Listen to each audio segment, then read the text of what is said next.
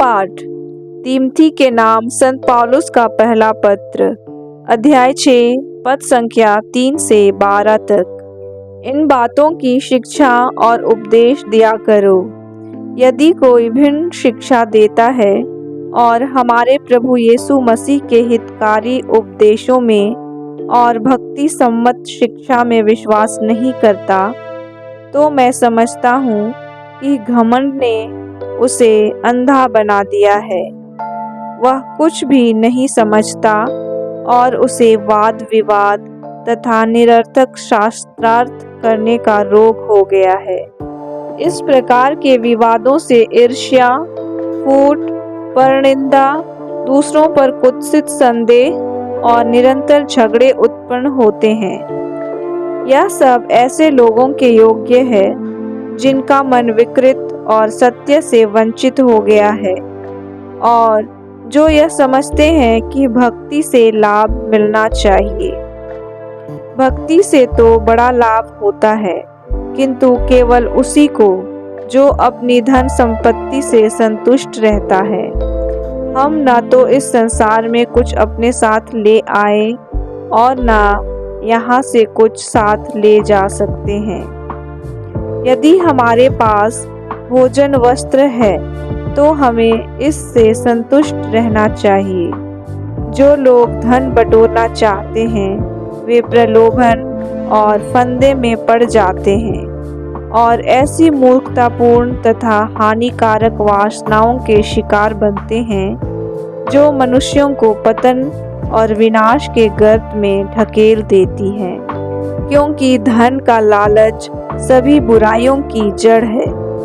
इसी लालच में पड़कर कई लोग विश्वास के मार्ग से भटक गए और उन्होंने बहुत सी यंत्रणाओं द्वारा अपने को छलनी कर दिया। तुम ईश्वर के सेवक होने के नाते उन सब बातों से अलग रहकर धार्मिकता, भक्ति, विश्वास, प्रेम, धैर्य तथा विनम्रता की साधना करो। विश्वास के लिए निरंतर संघर्ष करते रहो और उस अनंत जीवन पर अधिकार प्राप्त करो जिसके लिए तुम बुलाए गए हो और जिसके विषय में तुमने बहुत से लोगों के सामने अपने विश्वास का उत्तम साक्ष्य दिया है। प्रभु की वाणी। भजन अनुवाक्य। धन्य है वे जो अपने को दीनहीन समझते हैं, स्वर्ग राज्य उन्हीं का है। मैं संकट के समय चिंता क्यों करूं? मैं अपने शत्रुओं से क्यों डरूं? वे तो अपने धन पर भरोसा रखते और वैभव पर गौरव करते हैं, किंतु कोई भी अपने को छुड़ा नहीं सकता अथवा अपने जीवन का दाम ईश्वर को चुका सकता है। कोई भी अपने प्राणों का मूल्य दे नहीं सकता अथवा पृथ्वी पर चिरस्थायी जीवन खरीद सकता है। कोई भी मृत्यु से नहीं बच सकता है। इसलिए इसकी चिंता मत करो कि धनी का वैभव बढ़ता जा रहा है। मरने के बाद वह अपने साथ कुछ भी नहीं ले जाएगा। उसका वैभव उसका साथ नहीं देगा। वह अपने जीवन में अपने को धन्य समझता और अपना भाग्य सराहता रहा, किंतु वह अपने पूर्वजों के पास जाएगा और फिर कभी दिन का प्रकाश नहीं देख पाएगा। जय घोष, हालेलुया।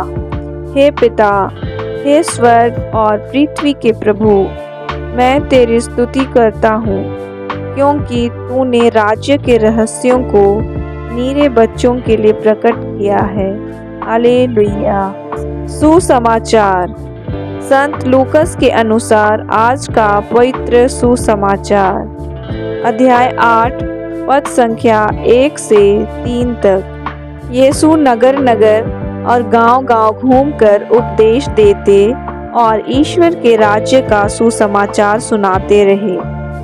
12 प्रेरित उनके साथ थे और कुछ नारियां भी जो दुष्ट आत्माओं और रोगों से मुक्त हो गई थीं। मरियम जिसका उपनाम मगदलेना था और जिससे 7 अबदूत निकले थे।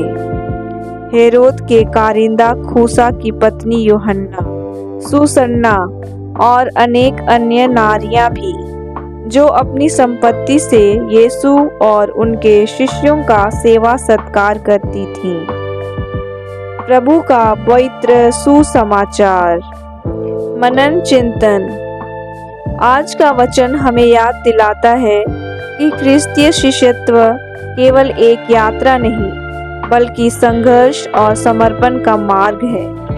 पहले पाठ में संत पौलुस तिमोथी से कहते हैं, विश्वास के लिए निरंतर संघर्ष करते रहो और उस अनंत जीवन पर अधिकार प्राप्त करो जिसके लिए तुम बुलाए गए हो और जिसके विषय में तुमने बहुत से लोगों के सामने अपने विश्वास का उत्तम साक्ष्य दिया। इसका अर्थ है कि विश्वास केवल सुनने या मानने की चीज नहीं है, बल्कि उसे जीने के लिए संघर्ष करना पड़ता है। पाप, प्रलोभन और सांसारिक इच्छाओं से लड़ना ही विश्वास की सच्ची लड़ाई है। भजन हमें चेतावनी देता है कि धन, शक्ति और मानव गौरव पर भरोसा ना करें। ये सब अस्थायी हैं और मृत्यु के समय कुछ भी साथ नहीं जाएगा। सच्ची संपत्ति केवल ईश्वर में है और सच्ची विरासत केवल अनंत जीवन है। सुसमाचार में हम देखते हैं कि कई पवित्र स्त्रियां, मरियम मगदलेना, यूहन्ना, सुसन्ना और अन्य, प्रभु यीशु का अनुसरण करती रहीं और अपने धन संपत्ति से उनकी सेवा किया। इनका जीवन हमें यह सिखाता है कि शिष्यत्व केवल सुनने का काम नहीं है, बल्कि सेवा और उदारता का जीवन है। आज हम स्वयं से पूछें, क्या मैं अपने विश्वास के लिए संघर्ष करता हूँ?